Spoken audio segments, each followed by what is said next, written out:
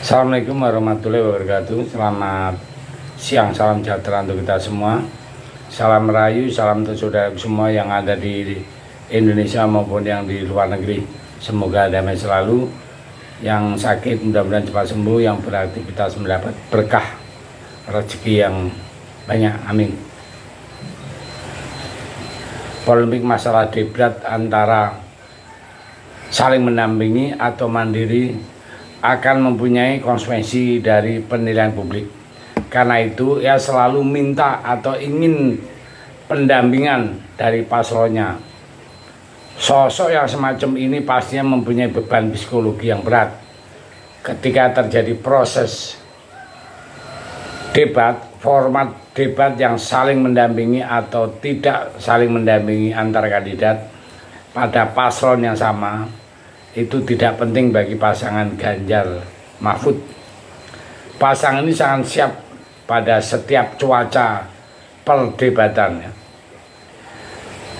Hari ini Selasa 12 Desember tahun 2023, rakyat Indonesia akan menyaksikan langsung debat perdana para paslon Pilpres tahun 2024. Dari proses perdebatan akan jelas terlihat secara terang benderang siapa sungguhnya pemimpin yang kredibel setelah selesai melalui wacana publik pro dan kontra tentang format debat Pilpres tahun 2024. Maka format debat disepakati ada 5 kali debat Debat pertama untuk capres, debat kedua untuk cawapres, debat ketiga untuk capres, debat keempat untuk cawapres, dan debat kelima terakhir untuk capres. Format debat tersebut masih menarik untuk didiskusikan pada setiap debat. Dari 5 format tersebut, apakah saling mendampingi antar pasangan atau mandiri secara individu tanpa didampingi oleh pasangannya? Disadari atau tidak, dari aspek komunikasi, debat saling mendampingi atau mandiri akan mempunyai konsekuensi dari penilaian publik. Saling mendampingi antar paslon tidaknya bisa menimbulkan 2 hal kontradiktif namun sangat merugikan bagi paslon tertentu. Yang pertama, menunjukkan bahwa salah satu atau keduanya dari paslon tertentu tidak percaya diri sehingga dia merasa nyaman ketika ada kritikan atau sanggahan dari salah satu anggota paslon lainnya, atau sulit memahami atau merespon pernyataan dan atau pernyataan dari moderator maupun dari publik luas, misalnya bila terjadi penyebutan konsep tertentu yang tidak tepat atau salah mutlak ketika digunakan oleh khalayak penonton. Debat yang sepertinya sudah viral tentang penyebutan asam sulfat, menyebutkan asam folat pada konteks kemarin tidak tepat Ini bisa berbahaya bagi khalayak yang menggunakan asam sulfat tersebut. Jadi menyampaikan pesan gagal paham dipastikan menurunkan kredibilitas yang bersangkutan di ruang publik secara signifikan. Karena itu lalu diminta atau ingin mendampingi dari paslonnya. Sosok semacam ini dipastikan mempunyai beban psikologi yang berat ketika terjadi proses debat, lantaran pendapat tidak terorganisir dengan baik. Ia akan nampak grogi dan tidak percaya diri. Tentu lebih jauh ia tidak pantas menjadi capres atau cawapres di negeri ini. Kedua, selain tidak percaya diri, orang yang bersangkutan merasa tidak bisa lepas diri dari tekanan psikologi.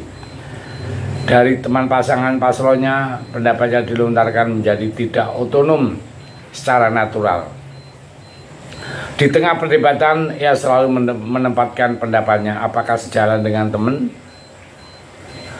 Situasi seperti ini sangat tidak menguntungkan secara psikologi dan sosiologis. Komunikasi bagi kedua paslon yang sama, karena itu terbuka peluang lontaran yang dikemukakan menjadi bumerang bagi mereka berdua. persepsi terhadap paslon tersebut menjadi bisa hancur lebur kondisi keduanya. Hal tersebut sangat terbuka lebar terjadi kepada paslon yang belum mempunyai pengalaman kepemimpinan dan manajerial yang mumpuni. Di legislatif, eksekutif, yudikatif itu yang penting untuk pengalamannya ya. Elektabilitas paslon akan terjun bebas setelah setiap perdebatan selesai. Dan yang ada gilirannya rakyat tidak memilih mereka di kotak suara. Bagaimana dengan Ganjar dan Mahfud?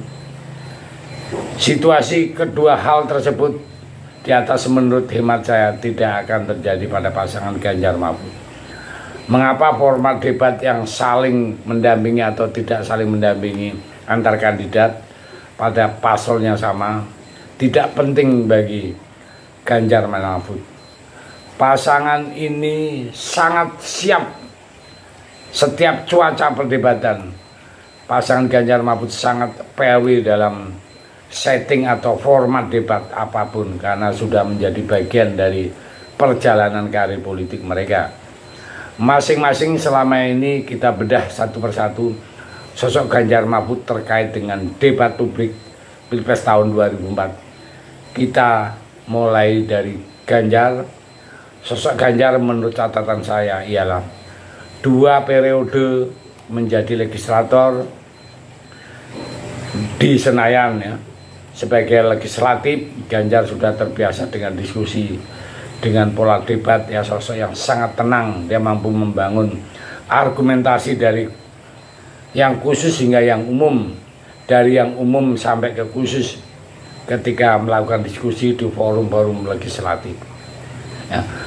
Baik berhadapan dengan sesama anggota legislatif di Senayan maupun gagasan dalam bentuk argumentasi dengan pemerintah ketika melakukan fungsinya membuat legislasi pengawasan itu lebih mantap ya dalam pembahasan RAPBN. Pengalaman 2 periode legislatif di Senayan membuat Ganjar sangat mampu dan kredibel berdebat dalam rangka mendekati, membujuk dan merangkul anggota DPR di Jawa Tengah sehingga program pembangunan itu mendapat dukungan luar biasa dari seluruh anggota DPR Jawa Tengah, sehingga kesejahteraan rakyat Jawa Tengah dapat terrealisasi dengan baik dalam kurun masa jabatan gubernur 2 periode atau 10 tahun. Sekarang dengan kemampuan Mahfud, diskusi dan debat tidak perlu diragukan lagi.